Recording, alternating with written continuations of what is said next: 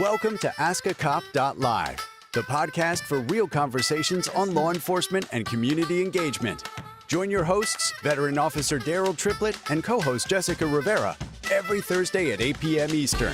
Get ready for candid discussions, expert insights, and audience questions that bridge the gap between the badge and the community. Tune in as we tackle important issues, share powerful stories, and connect with listeners like you. AskACop.live, where every voice matters.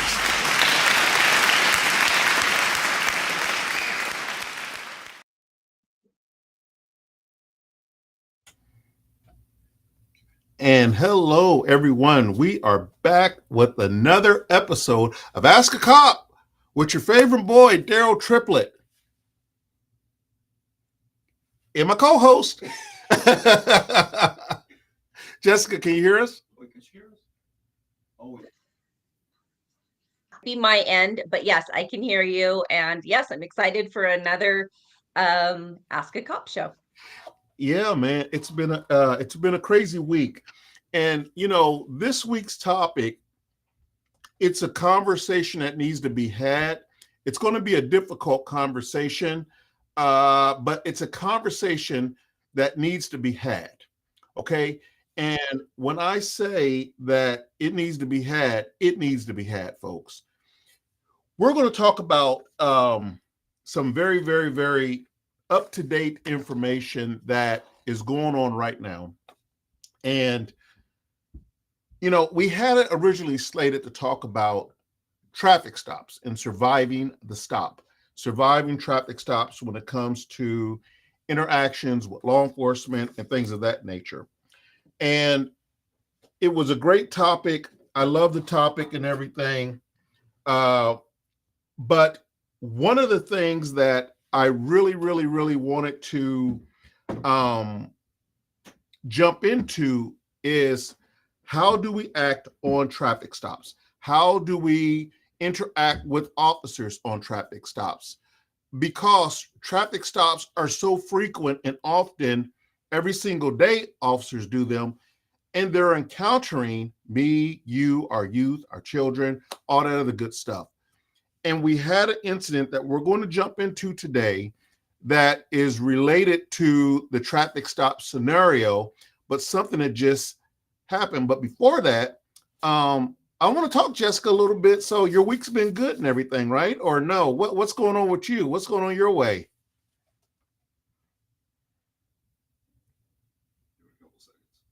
Jessica, can you hear me? No. Oh, we have no audio. Jessica's having some technical difficulties over there, folks. That's okay. I want you guys to go on and relax, and get your favorite drink, get your favorite beverage, or whatever it is that you do. And I want you guys to sit back and just relax and enjoy the show, because you got me and Jessica for a whole hour. So just sit back and enjoy the show, folks. But this topic today that we're going to do, let's see here. Yeah, they're working on it desperately behind the scenes. Oh, look at that. She's back. Can you hear me? Yes, I think it might be a little better. I can. Yes, you're not. Yes, it's a lot better now. I apologize. Okay. No, yes. fine. So go ahead with what you were saying. I know we're talking about how to properly interact with police because it is such an important topic.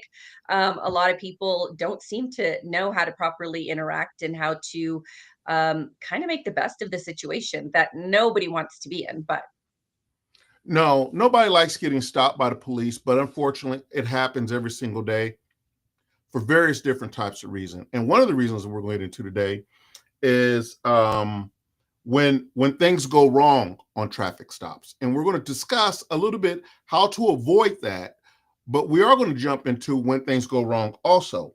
But like I said, before we get into all of that, I'm glad you had a good week. I'm glad your week's going good. It's almost over. We made it over Hump Day Wednesday. We're going to take our first commercial break. I want to pay some bills real quick. I want you guys to sit back, relax, enjoy the show, grab your loved ones, grab your kids, put them in front of the TV, and enjoy the show. We put this show on for you guys so that you guys know from a cop's perspective, from a journalistic media perspective of what they see through their eyes, how to interact with the police. So we'll be back right after this quick commercial break. So grab your drink, grab your sticks or whatever you're going to do, and we're going to be right back. With over 50 years of experience and a perfected 100% American-made manufacturing process, Tallman Pools sets the standard for excellence in fiberglass pools, spas, and tanning ledges. That's right, our pools aren't just pools, they're works of art.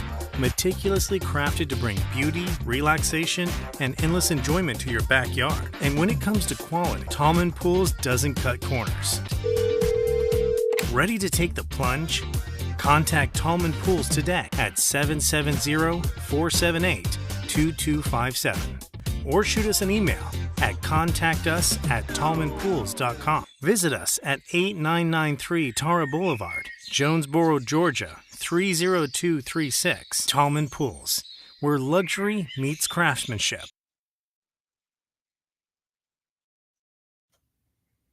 Okay, and folks, we are back at the Ask a Cop show. Got a hot topic for you today, very hot and relatable topic for a lot of people. A lot of people are pissed off this week about what has happened in Cincinnati, Ohio, relating to a traffic stop or a stolen car pursuit that went horribly wrong. But we're going to jump into it a little bit. We're going to jump into it a little bit. And like I said, these are, Jessica, these are not the most comfortable conversations to have with our people. No, they're not. And you won't probably see these conversations being had, especially in a live setting like this. Because a lot of people are very afraid of being canceled or things being taken out of context or it, coming across the wrong way.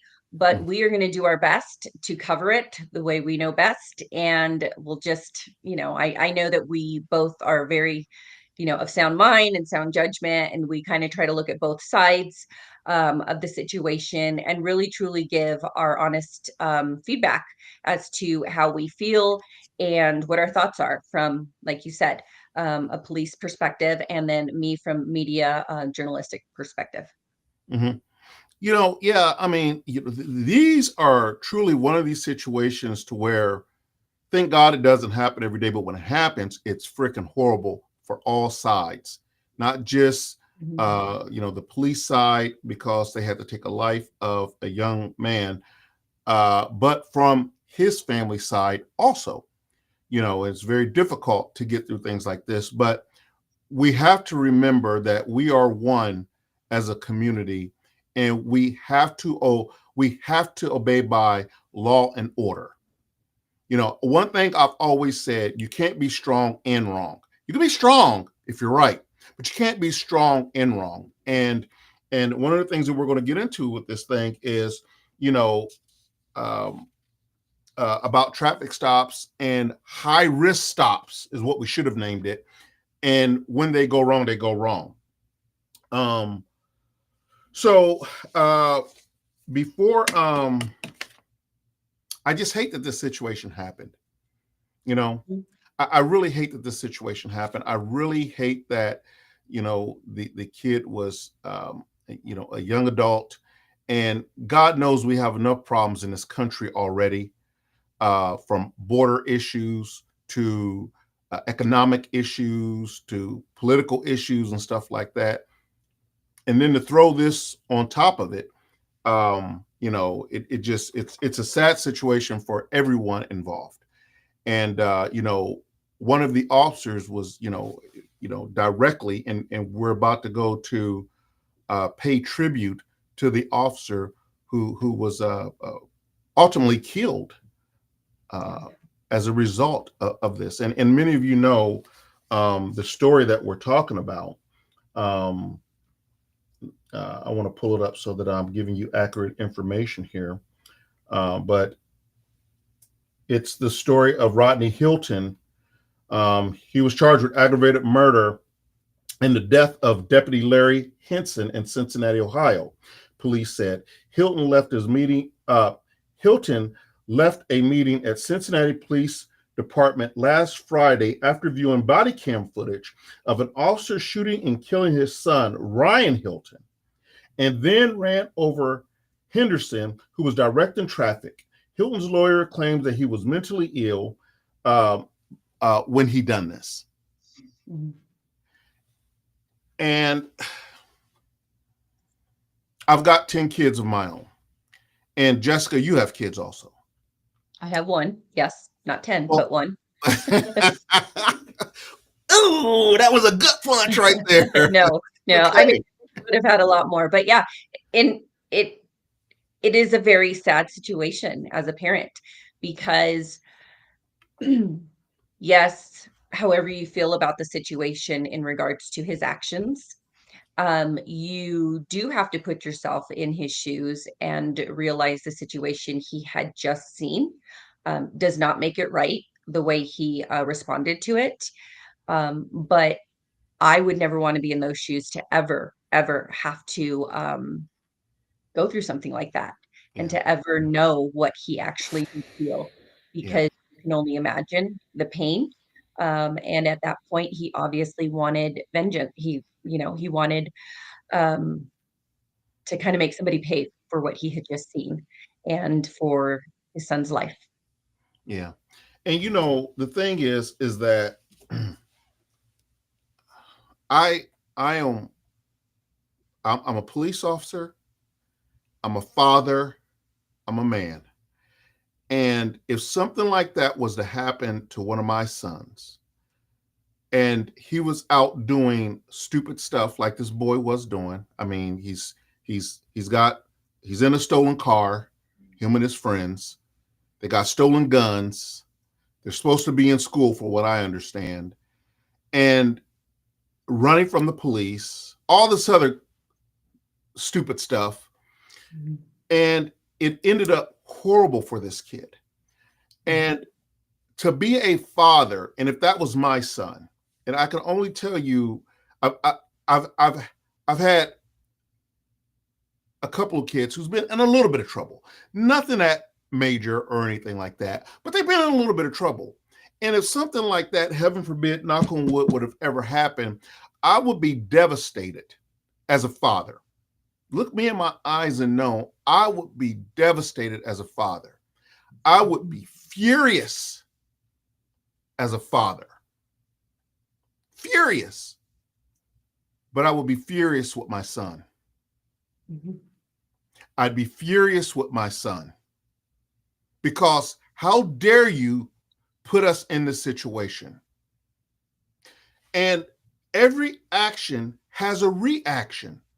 And this is what I'm telling you, a community of all. This isn't just black, white, Spanish, whatever, a community of all. We've got to do better. Listen, I've said it once, I've said it twice, I say it 1,000,000 times.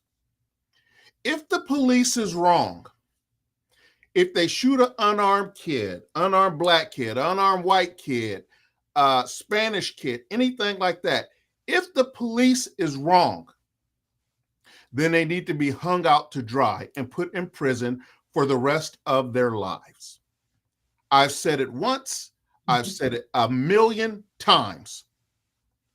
But if the police is not wrong, and they're doing their job, and they're doing their job correctly, then we have to get by them. Because either you want a system of law and order, or you don't. It is so imperative that I look in this camera and tell each person who watches this video, no matter what your color, your background, your anything like that, we all have woe stories that we can tell. Jessica, you got a woe story. I've got a woe story. Everybody's got a woe story that they can tell. That does not give you the right to go out here, stealing people's cars, walking around toting guns all over the place with extended magazines that's stolen, another stolen gun in the car, running from the police where you could have killed God only knows who, and acting a fool. So we've got to stay focused on what the real is and not listen to the hype. I am sorry that this kid is dead. Yeah. I am sorry. My heart goes out to his family, not the father, to his family, that they lost their child. But you got to understand something. Your child is off the hook. Your child is out here doing things that he don't need to be doing. And if it was my child, as upset as I would be, I would have to direct my anger to my child. Yeah. And I think we just had a question come up on the side. Tabalo says, let's say, what if your best friend is the dad of that child? In that case, what will you do? Because the reason I ask this is that some officers like to be covering themselves. I understand feelings. This is what my say would be. I understand feelings, obviously. You can understand why people react the way they do, but it doesn't make an excuse, and wrong is still wrong, right is still right. It doesn't mean that you can't understand or empathize or be sympathetic to the person's plight, right? We're human. We should all have those feelings. Some people won't, but the majority of us will, because the majority of us are able to empathize with other people and in their situations. But it still does not make the situation any less wrong. Well, not only does it not make it any less wrong, your actions and the media that's sort of blowing us up. But I will say the media is giving fair coverage, because the media did say the truth. They were at the press conference with the chief. They said that the kid had a gun, the kid was armed, the kid made a gesture to point the gun at the officer opened fire behind the dumpster, all this other good stuff. So I can appreciate the media telling the facts. It's the facts of the case. Body cam footage is not lying, all this other good stuff, right? But what is even more sinister to me is we've already lost one life. Now for the father of this kid, who's off the chart, by the way, let's just keep that in the forefront of our mind, because we got to tell the truth. If we ever expect to go further to when we are, folks, we got to tell the truth. We got to see things with our eyes wide open, right? We can't just look at it because it's a white officer who did the shooting to say, oh, he's automatically racist and all this other stuff. No. You ain't getting by with that one. Okay? If that's what it is, trust me, me and Jessica will call it. That's what we do, right? But if it ain't that, it ain't that. And we can't make it something that it's not. And we're not going to make it something that it's not. This kid was armed with a fully loaded 9mm handgun with an extended clip in a stolen car, running from the police. What do you expect is going to happen? Yeah. So, yes, my prayers go for this kid. My prayers go out for the family. But you got to think also, you're going to get what you deserve. You play stupid games, you get stupid prizes. And the kid's off the chart. I know he's off the chart because the daddy's off the chart. Now, yeah, I was going to say. Yeah, because it's from the reaction, obviously it was a very extreme reaction. He ended up taking a police officer's life over this. And it's just, I think this is the problem that we're facing in general in America today. I think so many adults are emotionally irresponsible, emotionally immature, and they haven't really done the introspective work that they need. And so they have passed this on to their kids. Mm-hmm. Yes. So this is what the kids have seen their whole life. Instead of actually taking responsibility. There are so many kids nowadays, and I was just talking to one of my coworkers the other day about this. When I didn't get in trouble very much in school, but if there was an issue that arose, the first thing my parents would say is, what was your action in this whole situation. They would always bring it to me first. And it used to frustrate me so much because I used to be like, why are they always, about me? It's, I'm telling them something about somebody else or something else that happened, because they always were saying, they would always end with the situation of, you are responsible for your actions in any situation, whether you're hanging out with the wrong people, whether you allow somebody to talk to you the way they do. You have a lot more power in the situation than you think, and you have to really think about that first, and then you can start realizing that, okay, maybe the surrounding wasn't the greatest, maybe I could have removed myself from the situation. You rethink it. Mhm. Whereas nowadays, I feel as if an issue comes up with kids, the parents never question the kid, ever. And it's always about, the kids being picked on. They're being bullied. Right. They're, somebody doesn't like them. A teacher doesn't like them. They have it in for them.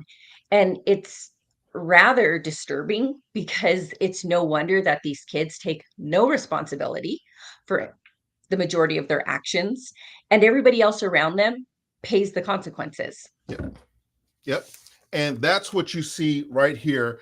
Everyone that is affected by this kid is paying the consequences, and everybody is paying the consequences for the dad's actions also. So before we got into our fallen officers down and given a moment of silence for our fallen officers, we wanted to address that issue first, because one of the fallen officers that we're going to pay tribute to, and we will pay tribute to, is in this lineup here. He's a deputy sheriff out of Ohio.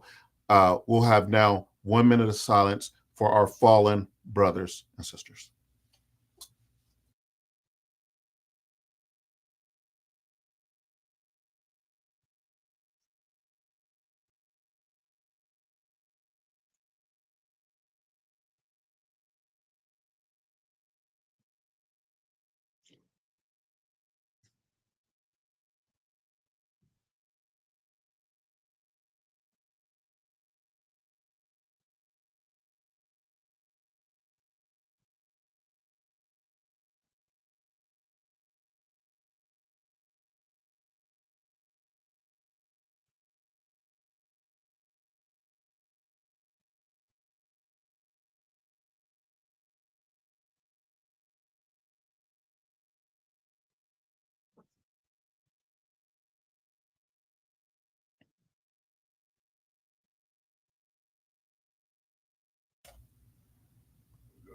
Okay, and we are back for giving 1 moment of silence for our fallen brothers and sisters.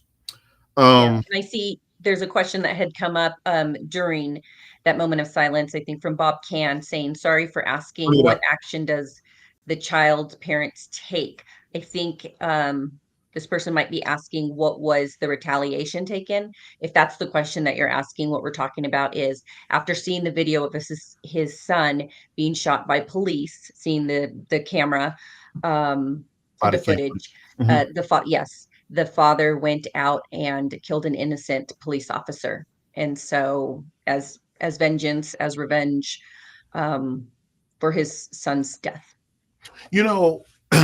What actions does the child's parents take? So you got to understand something. I tell my kids, I have 10 of them, you can't be wrong and strong, right? So you can't be wrong. You can't be out here doing crime, carrying guns, being a thug, being this, being that. And then when you get dealt with by the police, want to revert back to baby stage. So if you're asking me what the parent does in a situation like this, there's really nothing that you can do, because the damage is already done. Your child already did damage. Your child is the one that got in the stolen car. Your child is the one who stole the car. Your child is the one who had the stolen gun. Your child is the one who ran from the police. Your child is the one who had other stolen guns in the car and hanging out with homeboys and stuff like that. So really, the question is, yeah, I get it. What can a parent do? The answer is certainly not to take your car and drive into a police officer who had nothing to do with the situation. Yeah. We can't be that stupid to think that. We can't be. I refuse to believe that. And what's even harder, I think, in this situation is the coverage that I've seen, is that people, like I said, we can all as parents understand his anger, his frustration, Absolutely. everything that he must have felt after seeing that video. But the amount of people who have come to his to support him as if it was an okay move to make, as if it was a sane move to make. But this is what our society has come to. It's almost insanity is okay. And it's just accepted as normal behavior. Well, what would you do? What would you do? Well, the normal average person who can really think and, like you were saying, really reflect on how did we get into this position, from the kid actually like starting the snowball effect and it ending with his life ending, him being killed. Instead of looking at that, it's automatically, who can I blame?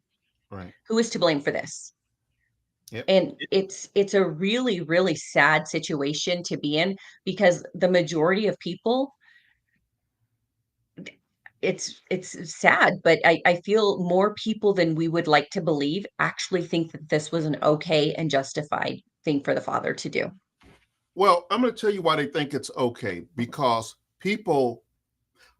one thing about it, when the police do something erroneous, something bad, like they shoot an unarmed black man or a white guy or something like that, the public is so infuriated, and it should be. And I think that people are so infuriated with the fact of this, what the media is spinning it as a kid, quote unquote, and there's, show this little, nice picture of this kid being shot by the police, right? And then in people's mind, they're thinking this little sweet middle schooler or a little high schooler who's got his whole life ahead of him, and his life was ended early by the police. Again, here we go again. Here we go again. Well, that's not the case. It's not the case.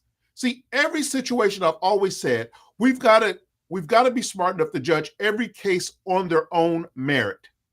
Now, I do believe that I read the comments in these things, right? And there were a lot of comments that was saying, and this is from people of color, white people, Spanish people, stuff like that, that the police did nothing wrong. He was doing his job, right? Because people are sick and tired of being victimized. People are sick and tired of working hard every day in the economy that we have, and you come outside from your job and your dang on car is gone. Now, how am I supposed to get to work? How am I supposed to feed my family? And what's interesting about that, Daryl, is they'll say that it's a victimless crime, correct? Because it's not, it isn't I guess they don't define it as something as extreme as a rape or a beating or something of that nature, right? It wasn't a physical contact crime. But I'm sorry. Yes, a car is a thing, but it's sometimes, it's for people's livelihoods. And most of the time people never get these cars back, or if they do, they have to foot the bill for it. Yep. And who has that kind of money in this economy, or whoever wants to spend that kind of money because of somebody else's doings? Right. And so whenever they say a victimless crime, it always interests me, because if it's a crime, it's a crime. Somebody is paying for that. Somebody has been, it has affected somebody negatively in some way. Yeah. And, the thing is that we were just, and I don't want to say lucky, but I'm going to say lucky. We were just lucky that when they were running from the cops, that they didn't go through an intersection and kill a mother of 5 coming home from work. It happens all the Yeah, time. and that is luck. That's luck. You know what I'm saying? So we gotta walk in this situation with our eyes wide open. The boy was wrong.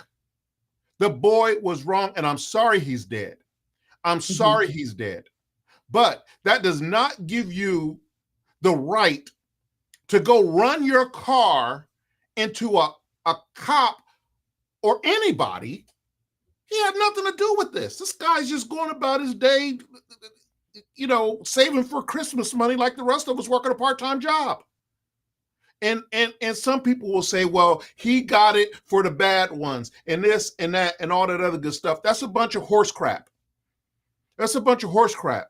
Because if we have that mentality, every time there's a drive-by and a black baby gets shot in the back of their mother's car when they go into a convenience store and the baby's back there eating ice cream and catch a bullet to the back of the head, we don't say that then. Yeah. So miss me with all that other stuff. Right is right and wrong is wrong. If you're wrong, you're just wrong. I'm sorry about it, you're wrong. If you're right and the police is wrong, then they're just wrong. And I'll be the first one to say he needs to go to jail. I've said it on several occasions, on several other different situations. His behind need to be behind bars, period, point blank. And I still stand by them today. So we're going to get into the, I don't know what our producers have first. I think we have the video of the emotional outcry of him at,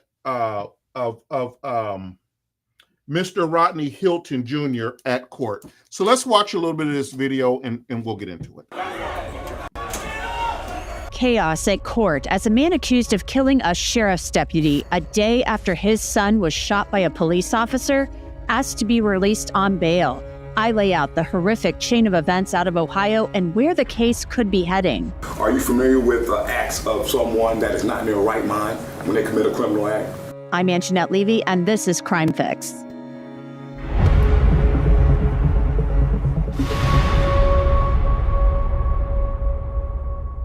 Before I get into this case out of Ohio, I want to talk a little bit about true crime news and law and crime merch. The Law and Crime Docket is your one-stop shop for trending stories, thrilling body cams, and an exclusive look at brand new shows. See here, or Tired, as a Hamilton County Sheriff's deputy last December. He was still working, though, occasionally for that sheriff's office in Cincinnati doing special details. Last Friday, he was doing that, directing traffic for graduation at the University of Cincinnati when police say a man named Rodney Hinton Jr. deliberately drove his vehicle into Henderson at this intersection. Deputy Henderson was rushed to the local trauma center, but there was nothing that could be done to save him. Within hours, he passed away from these devastating injuries. You're probably asking yourself, why would anybody deliberately drive a vehicle into somebody, much less a sheriff's deputy who was directing traffic at a college graduation? Well, police say Rodney Hinton Jr.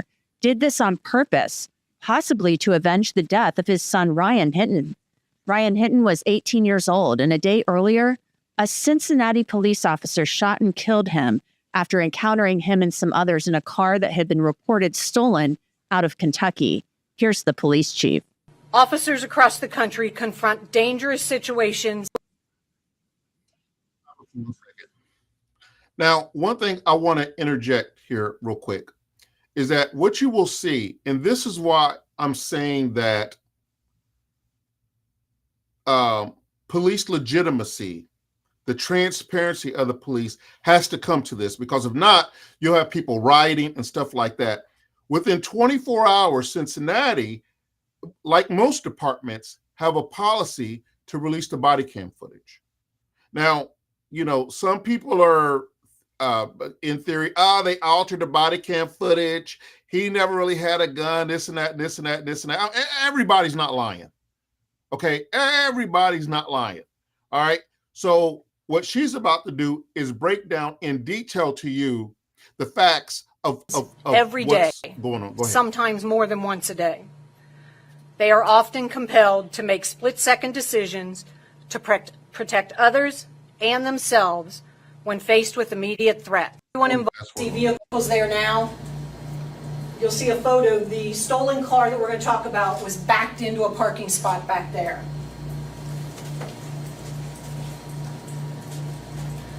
As you can see, this is a stolen Kia. It was stolen out of northern Kentucky yesterday. You can see we have two uniformed cars there. Prior to those uniformed cars arriving, we had two undercover cars that pulled into that dead end, saw the vehicle. They backed out. They saw that there were individuals inside the vehicle, so they backed out and let the uniformed cars make the approach, which is the tactically sound decision to do.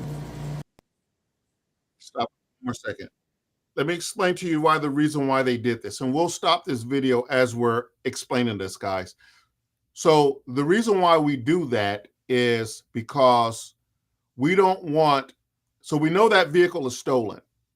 What you don't want is the occupants of that vehicle to say, oh, I thought you were pulling up to rob me, so I started firing. So that's the reason why we have a marked uniform patrol car make initial contact first. The cars are positioned the way the officers are trained. We are trained to use our vehicles as cover from any threat. That's what those officers did with the cars at that time. Chief Thigi then played a short portion of the body camera footage. This is body-worn camera from officer number 2. Go ahead, Bobby. He's got a gun! He's got a gun! On your right! On your right! This is the body camera footage from the officer who actually shot Ryan Hinton. This is the other officer, the one who fires the shot. This is his body camera as he approaches the scene.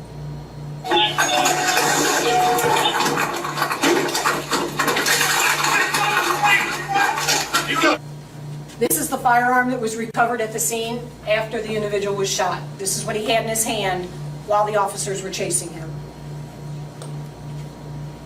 It's just a photo of it here at Criminalistics. Stop it a second, please. Okay, when I first seen this, Jessica, they called me up and said, one of my friends called me up and said, police done did it again. They shot and killed another unarmed black boy, young boy this time, in Cincinnati, Ohio. I can't believe it. How can you do that show? How can you do this? How can you still do this? I said, well, hold on. That's horrible if that's what happened. That's freaking horrible. Let me just do my own research. I'll call you back. Then I found this clip and I sent them this clip here, right? Jessica, you with us? Yeah, I can hear you. Yeah. In shock and all, right? So I will say this, folks. Let's gather the facts first. I'm not saying let's not be angry if that's what it warrants. I'm angry that this kid lost his life, but I'm angry at the kid, right? I'm not angry at the police who's doing what they're supposed to do to combat crime in the city that's already full of crime. I'm not mad at him.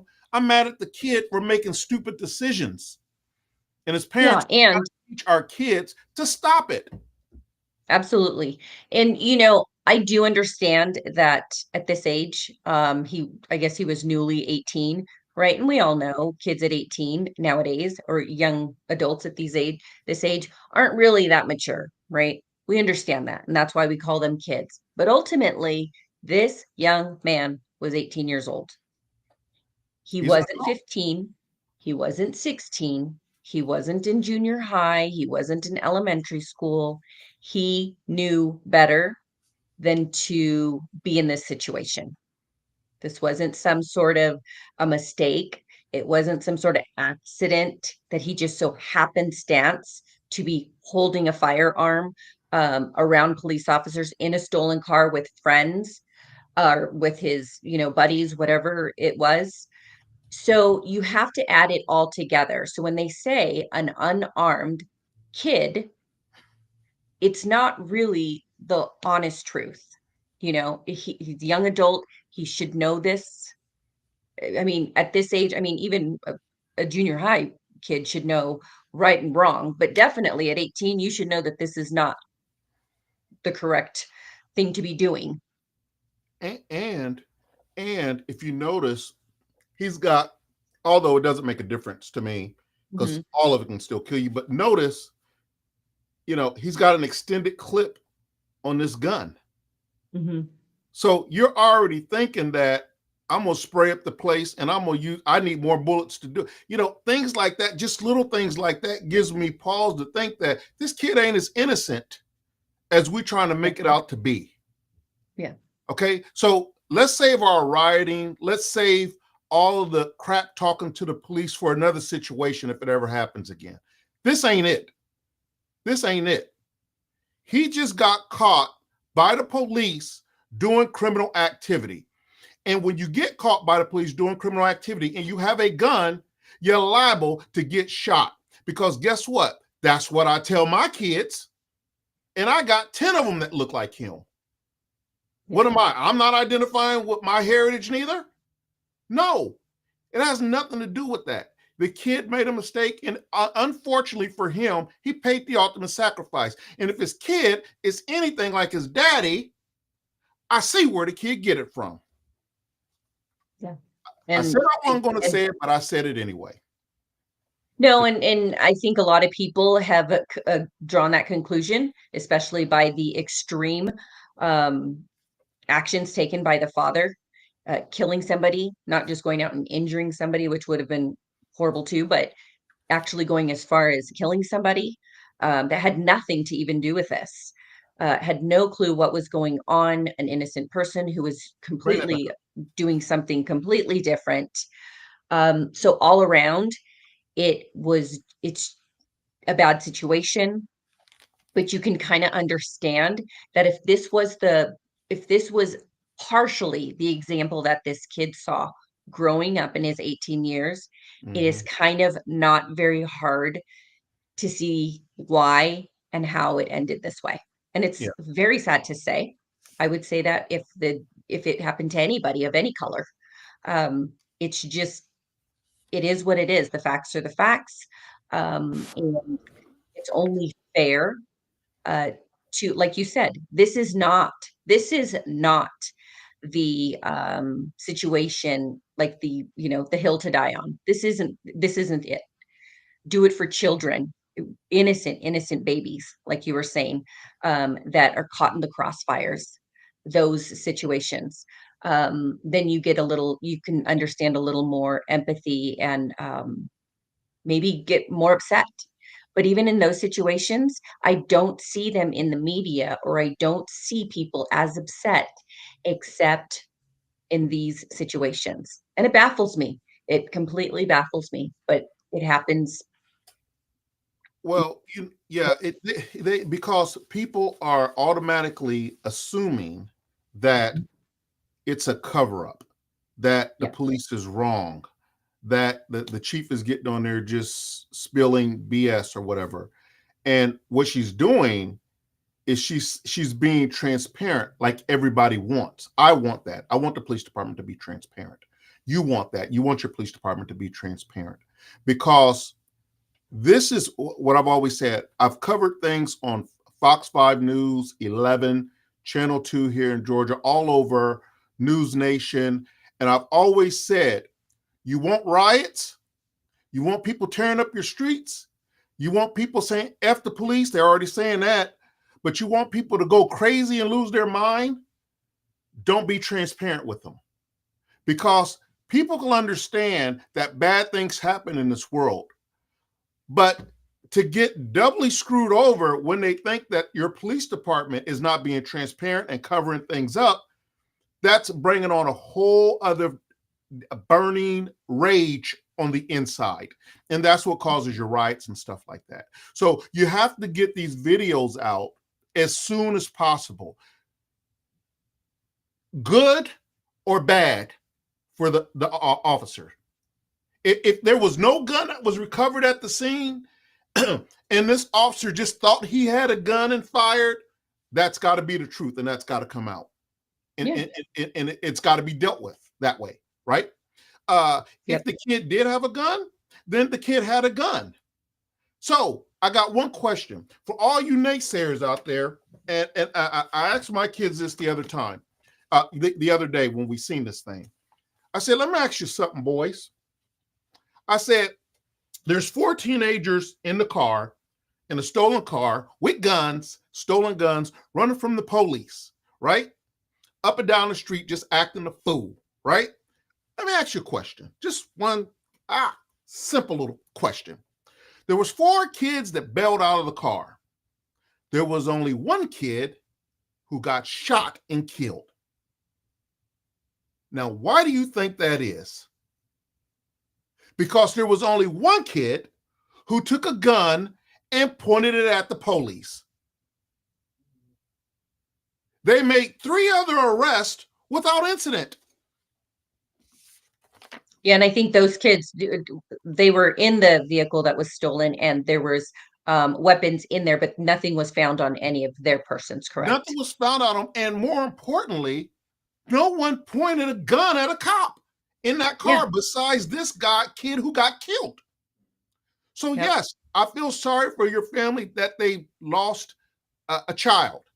I feel sorry for your father and losing a child on that note.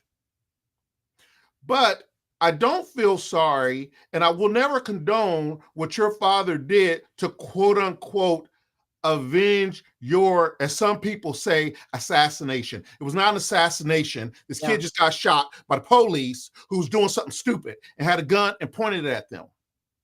Yeah. So one thing about it, 2 things for sure. On this show, we're gonna keep it 100. We're gonna keep it 100. So Jessica, let's I know we are so far off base right now. I am so sorry. Okay. I am so sorry. But no, I think this is how this specific situation and this shooting over the week, since our last show, I think this is the way it kind of had to be talked about, is really in depth. It's not something you can kind of just quickly go over. There were a lot of aspects to it. And like you said, which yes, I've heard it, but not very often when they're covering this story about the 3 other passengers. Mm-hmm. Well, I mean, they're alive and fine. They're in jail, but they're alive and fine. But you got to understand the reason why these kids were not harmed is because they did not pose an immediate threat to the officers of life and death. This kid did. You heard the officer yell out spontaneously. It was not planned. He's got a gun on the right. No one's making this up in a tense situation like that. Yeah. These guys are not, there's no Jack the Ripper here. This kid's just out of control. And I hate to say it, but a lot of our youth are just like this. And we've got to get better with it. We've got to get better, or else we'll never get over this. What does that say, Jessica? I can't see. It says, Wales, God forbid, but I'm sorry for asking this once again, God forbid.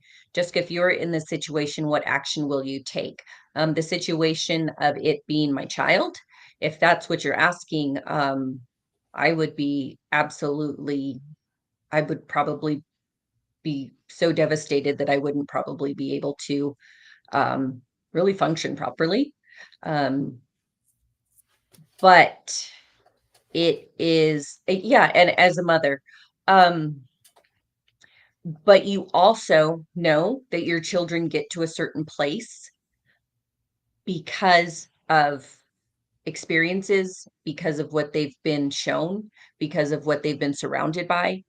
And I'm not saying all the time the parents are going to be necessarily to blame, because young kids, young adults are always going to want to go against the grain.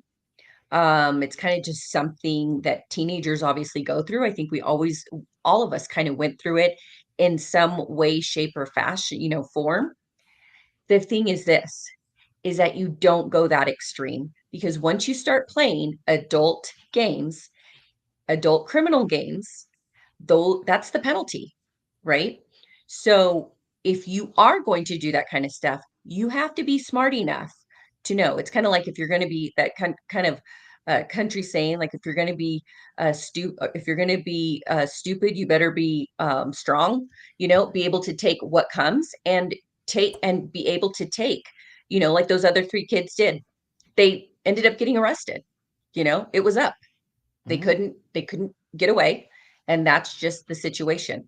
None of them had any weapons on them, thankfully. And I bet you they will probably, hopefully, this experience will be so traumatic that they will never do this again. That's what you can only hope. But yeah, as a mother, it's hard. But yes, there's probably times when you're alone thinking about your child and you're grieving, obviously, because it doesn't matter what your child does as a parent. You love them regardless, but it still does not condone the situation.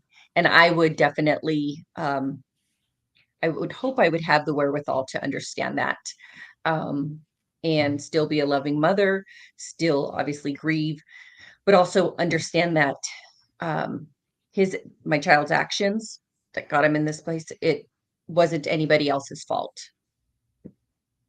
Yeah. I mean, I would be devastated as a father. Yeah. I mean, I would be devastated. You just lost your son. And I'm not saying that I don't feel empathy for the father, but what I'm saying is I would like to think, and I know me, that I would not go ram a car into someone else because of a mistake my kid did and had to pay the ultimate sacrifice for. I'd be furious. I would be upset. I'd be hurt. It would be devastating to me.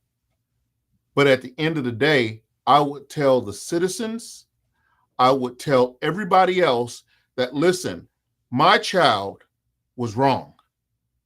This ain't it. I'm hurting right now. Our family's hurting. Give us a moment we got to get over this. But this ain't it. You can't expect any police officer to lay down his life and play with you on gunplay. You can't. We're bearing too many cops. Yeah. You just can't expect that. And your son is playing adult games. Yeah. I don't know if you what want to be say. an adult, you got to take adult responsibility, and it's not always a great responsibility to have to take on. Yeah. Thank you, Wells. Thank you, Wells. Yeah, it would be hard for anybody. It would be hard for anybody. Yeah. In that situation, what would you do? Okay. All right. So what I want to do is something that is I guess we should get to our lesson plan real quick, because I know are we coming up on time, Jessica? We have about 8 minutes. I think we can probably get through these slides at how you want to do it. I don't think we have to go too in depth with them. No. If you wanted to kind of. Right. I want to just go through the slides. Go on to bring up the slides real quick, please. Yeah. Let's get through this here real quick. How to interact with the police. And this was a show that we were going to do before even all of this. Okay. How to interact with the police. Introduction, traffic stops are common. It can be stressful for both the drivers and the officers. Video shows how to interact properly with the officer when you're getting pulled over. Okay, number one, let me do this first one, Jessica, if you can, because I talk about this all the time, and because I've lived this here, right? People go, well, the officers shouldn't have to feel secure. They got the gun. Well, so do they do. You do have to sort of make them feel secure, because do we have scary cops out there? Absolutely, right? Are they quick on the trigger? Absolutely. There's some guys out there like that. Most parts, we have great cops out there, men and women out here banging it down, doing a job. Great cops. Do we have some idiots? Absolutely. I teach my kids these right here, what we're going over for the idiots. Number one thing that's not on here, every time you get pulled over, I say, cut your interior light on. That way, the officer can see everything that's going in inside the vehicle. Number two, keep your hands visible. That's at 1 o'clock and 11 o'clock on the steering wheel, right? I let them know, hey, officer, I am armed. My firearm is on my right side. If you want me to get my wallet, I'm going to have to go over to the right to get it, blah, blah, blah. Is it okay? Sometimes they'll say, nah, never mind. Keep your hands on the steering wheel. We'll get it. Or we'll get your gun off of you or something like that, right? That way there's no mistakes. Yep. Number three, So the first one, cut your interior lights on. 2, keep your hands visible. 3, speak clearly and politely.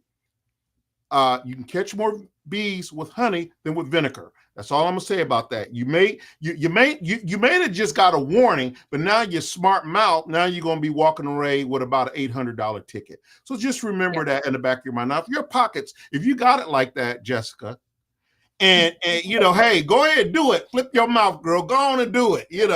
I will tell you, in a situation like this, ma'am, sir, That's right. I cannot overemphasize when you use those. I know people think it's, silly, but it will get you so much further. It will. To be so much more respectful.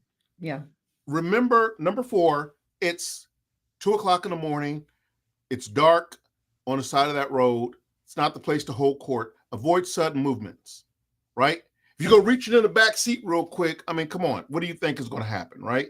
So avoid sudden movements. Okay, go on to the next slide. I'll let Jessica take those. So, okay, this is providing necessary info. Obviously, most people know, gather your driver's license, registration, and proof of insurance. Answer officers' questions honestly and directly. I think don't kind of make smart remarks in regards to the questions that they're asking. But I did have a question in regards to this, and I wanted to ask you because I know quite a few people this has come up. So when you're being stopped, you're not supposed to make any sudden movements, and you're always supposed to have your hands visible. Totally understand that. But then they say to make sure that you get your driver's license, your registration, and your proof of insurance together. Mm-hmm.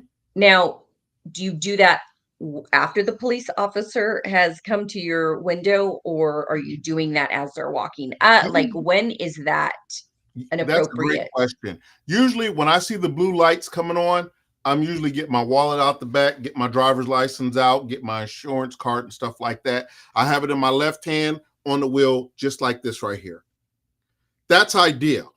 If you don't do that, if you wait till the officer gets up to your window, then you simply communicate with him. Hey, officer, my wallet is in my right back pocket, but I have my gun back there. Should I get it or do you want to get it? Yeah. Now, in Georgia, a lot of times we always have a sort of a saying that, bad guys ain't really telling you where their gun is and stuff like that. And we're sort of used to people carrying guns here in Georgia, right? A lot of times the officer will say, listen, don't touch your gun. Just get your wallet out the back, blah, blah, blah, blah, blah, and then hand me your driver's license, stuff like that. Some other times the cop will say, hey, let me reach in there, get your firearm. I'll make it safe. I'll put it in the back seat for you. Then we can go on and carry on the conversation. But communication is key, because if you make a sudden movement and he shoots you, the first thing he's going to say is, oh, see, he had a gun. He had a gun. He had a gun. Yeah. Right? So communication is key. Oh, okay, go ahead. So when to ask for. Go ahead. No. We got a question. Oh, okay. That number 3 person have been vigilant because officers have already to frame people, but putting illegal stuff in their bodies to roll them. What? I don't understand that question. I think this person is possibly saying that, I don't know, a number 3 person, if they're talking about another officer or if they're talking about your passenger, if you possibly have a passenger with you. And yes, I guess there have been situations like this, correct? Right? Where those kinds of things have taken place. But on the norm, on an everyday stop, this is usually not going to be the case. I think there are more officers that are not going to do that than the officers that would. Wait a minute, I'm confused. Are we talking about on this traffic stop here? Yeah, I think what they're trying to say is that, no matter how you act, those there's still going to be some of those crooked officers who are still going to want to plant something, for whatever reason. Well, I'll tell you this here. This is the reason why 99% of the departments have these things called body cameras now, Mhm. right? That the officers have to have on when they're conducting these stops. I tell officers all the time, the body camera is not for the civilian, the body camera is for you. Because when you have a guy that says, you planted dope on me, you hit me across the head, something like that, and you know you didn't do this, you can always go back and just simply say, watch my body camera. There's going to always be bad apples in anything that we do, whether you're a flight attendant, whether you're a police officer, a fireman, whatever. We're going to always have bad apples, and we're going to have to deal with those bad apples, you know. So there is no perfect situation for it, but I will tell you 99% of the officers that are out there are just regular Joes and Janes, just trying to do their job, trying to enforce the law, do what the city or county is paying them to do, and go home safely to their families. You may have a bad apple, one or two in there. We're going to deal with them. It's called the legal system. It's called jail. It's called a clink, lock up for the rest of your life, right? So we will address those issues when they come.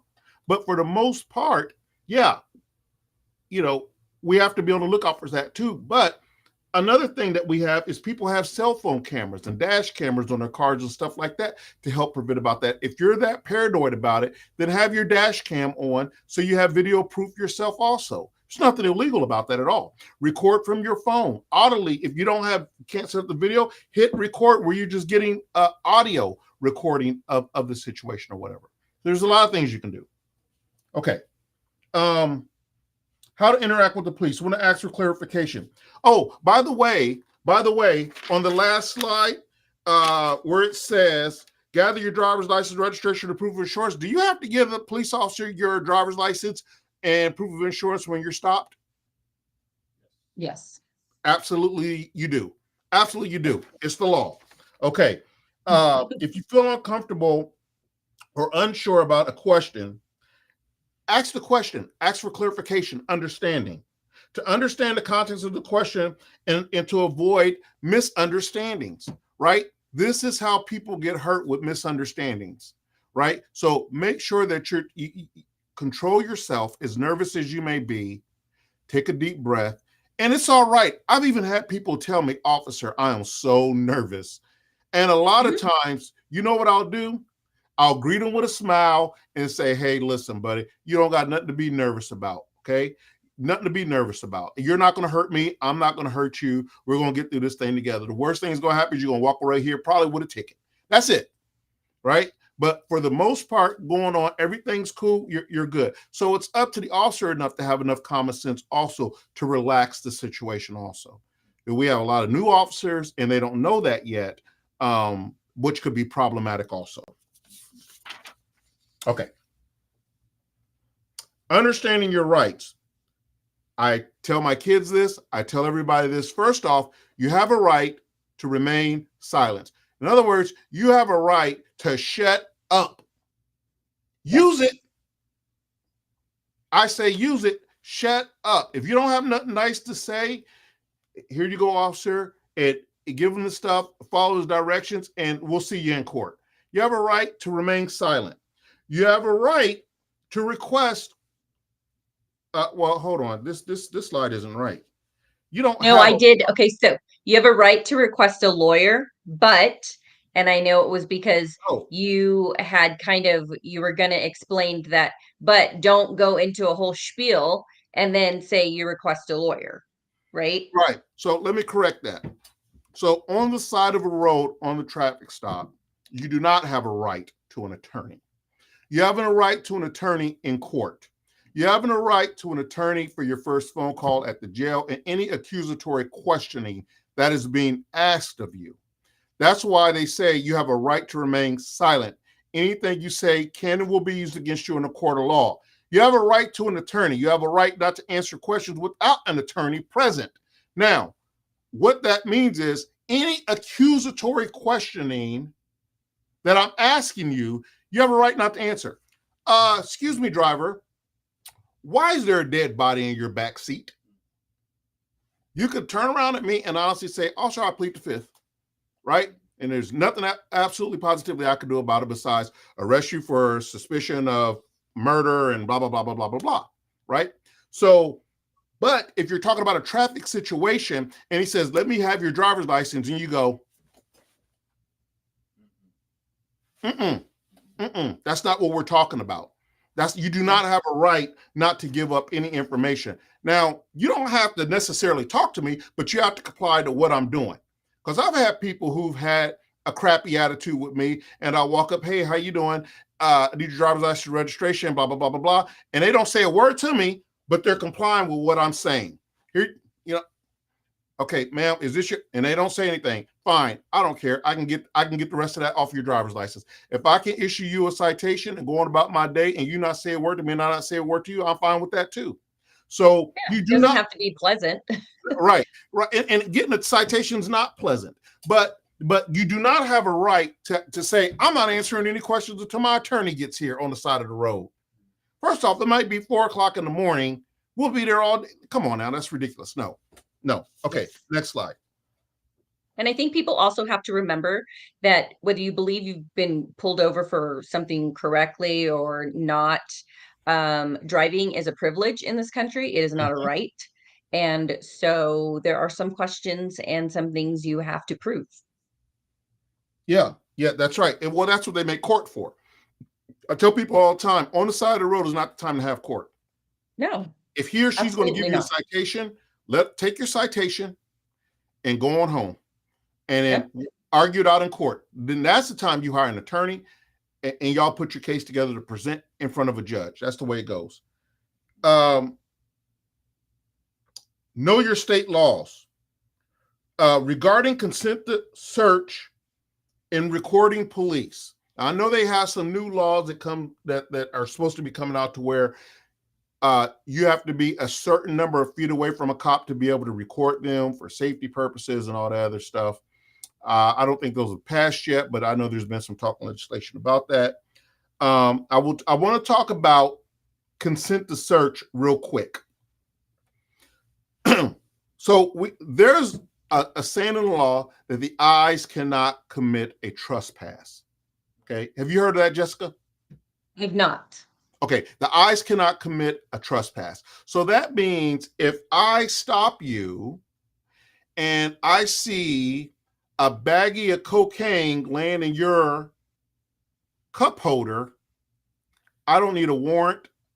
I don't need your consent. I don't need anything like that. It's an open sight right there. The eyes cannot commit a trespass, right?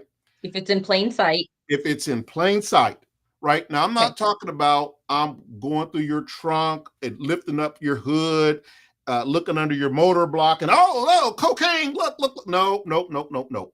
It has to be in plain sight. The eyes cannot commit a trespass. I've stopped guys and they've had a marijuana joint in there behind their ear and forgot to take it out. And I go, hey, you smoke weed? No, officer, don't smoke weed at all. Oh, really? What's that behind your ear? Right? The eyes cannot commit a trespass. So when you're talking about if an officer says, I would like to have your consent to search your vehicle, can you say yes or no? You can say, I do not give you consent, right? You can not give consent, but then I don't know further than that what is allowed or what is not allowed. You can always say, I don't give you consent, officer. And the officer can always say, okay, fine, no problem. Then if he's thinking that it's drugs involved, then he can call the K9 unit over. The K9 unit can sniff around your car. If the dog hits on your car, then that establishes probable cause for them to search your car. And is that only if the officer feels suspicion of drugs, or has this officer already seen something? That's if he suspect drugs in the car. He's like, hey, you want to get out of here quick? Let me just search your car and be done with it. You're like, no, I don't think so. And he can go, okay, fine. So now the rule to that is that if I can get a K9 unit there within a reasonable time frame, So that means that to me, what I usually do is if I can get a K-9 unit there, probably within 20 minutes to 25 minutes is usually what it takes you to bang out a citation. Especially if you're issuing several of them and running them through GCIC checks and all that other good stuff. If I can get a K-9 unit there to run around your car, which is perfectly legal, during that time, fine. Anything outside of that would be an unordinary amount of time blockage and could be considered an arrest, an illegal arrest, actually. So you got to be very careful about that, officers, also. So yes, we want to get the drugs off the streets. And if you have PC, probable cause to think that there are drugs in this car, there's ways that the officer can get to that. But there are legal ways that we have to do it too. So and during that time, if you're not technically under arrest, are you under what they call detainment? Technically, every traffic stop is an arrest. Okay. And we're letting you go on a bond, a signature bond that you sign your citation with. Okay. So in Georgia, everything is an arrestable offense under the 40, pretty much under the 40 code section. So when I stop you, technically, if you don't stop, I'm going to chase you down and arrest you, right? The same thing is if I go to your house on a domestic and your wife's got a black eye and you bail out the back door and I chase you down and arrest you. So every time that you are stopped and you are not free to go, you're technically being arrested. When I issue you the citation, that citation says you violated this law, you were technically arrested, but we are letting you go for your day in court. And so you don't have to go down there and get fingerprinted and bonded out. You're going to show up to court here. That's the reason why when you don't sign your citations, where do you go? To jail. Yeah. And now, is that only in Georgia or is that nationally? I know that's in Georgia and Ohio. Okay. So I don't know about depends on anywhere else. Right. Okay. But so that is your signature bond to say that, hey, I acknowledge, I'm not saying that you're guilty of the ticket. I'm saying that you will come to court on this ticket and answer the accused charges on this citation. If you don't sign the citation, then I have no choice than to arrest you, take you down, make you post a bond, get your signature, get your picture, all that other good stuff. So if you don't want to go through that, so as a supervisor, the first thing I say when I got a situation like that, the guy goes, I'm not signing that ticket. I say, okay, all right, listen really, really, really carefully to me, because the next words that come out of your mouth is going to determine whether you go to jail or whether you go home. Okay, let me explain, and then I'll explain it to them. And then most of the time, and then I'll end by saying, do you want to sign the citation or not? And most of the time, I have not had one person yet that says, no, I'm not going to sign it. If that does happen, then you take them to jail. Most people say, give it to me, and they'll sign. They're pissed, but they'll sign it. Yeah. Okay. Understand how laws may apply during a traffic stop. Listen, when you're talking about search procedures and stuff like that, does an officer have a right to pull you out of the car? Okay. Yes, they can request for you to get out of the car. They can request for you to get out of the car. If they have probable cause that they believe A, B, C, D, E, F, G, they can request that you exit the vehicle. Like Jessica said, in the state of Georgia, driving is a privilege from the law standpoint. Can they search your car? With probable cause, they may be able to search your car, right? Within as long as it's not an unordinary amount of time span that's gone by. So when you listen to these, what we call street lawyers and stuff like that, oh, you don't have to stay there, you just run from them and all this other stuff. All thing you're going to do is get pitted in a whole bunch of other trouble, and where you would have just paid a $300 fine, now you're up into the thousands because you got running from the police, running this red light times 10 red lights you ran, the damage on a police car, the damage to the other person's car. Now this person's in the hospital. You're going to just compound your charges. So understand traffic laws before you go getting yourself into trouble and stuff like that. It has been a minute. Huh? It has been a minute. What? Muffy Blitz. Sorry for interrupting, but it's been a while since you have done the question and answer stuff. It has been a minute since we did the question and answer things. And Jessica, what they're talking about is the screen behind you. What they're talking about is we had a question and answer that we used to do on the show, which we'll see about bringing that back, because that was a very fun part of the show, to be able to do the question and answers and let you guys answer them and stuff like that, and to give out the little prizes and t-shirts and stuff like that. So yeah, thank you so much. We're going to get back to that. We will get back to that. Yeah, it was really cool. Okay, be respectful even if you feel you were unfairly stopped and treated. On the street is not the time to be arguing this stuff. I tell my kids all the time, I need you alive. All right. And you have to, and in life, you just have to pick and choose your battles. And I'm sorry, but that's not one battle I really care to spend a lot of time.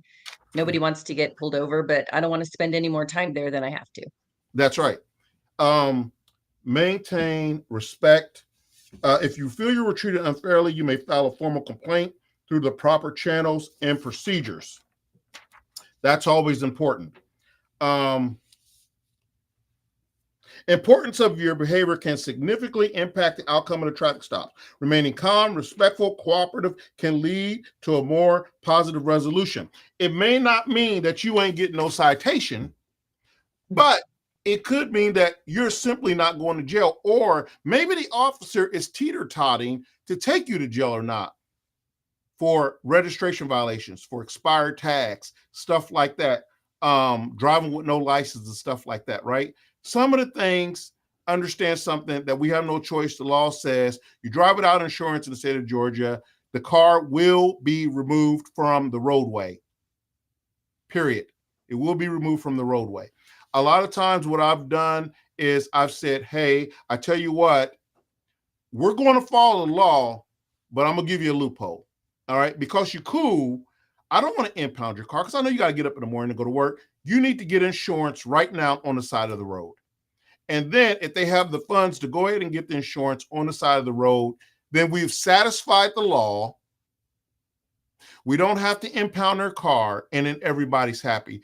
You still may get a citation for driving for no insurance, because at the time when I stopped you, you did not have insurance, but at least you don't have all the other pressures of having to go get your car out of tow, not being able to make it to work and stuff like that. Yeah. So there's all types of things that can happen when you're being nice. That's all I've got to say. So, it is a lot. You gain a lot more by being respectful and nice, even if you really don't want to be. Nobody's saying you actually have to feel that way. Right. We can all act a little, right? Fake it till you make it. That's right. That's right. And so we can all do that, I think. And we all have bad days. There's sometimes when people have little attitudes here and there, you're a little snarky. But I think for the most part, police officers appreciate you just kind of being very respectful to them, understanding that they're pulling you over, they're doing their job. And you can be on your way as soon as, cooperation, understanding of what the stop was for, and you move on with your life. Well, Jessica, it looks like we have made it through another episode. Yeah.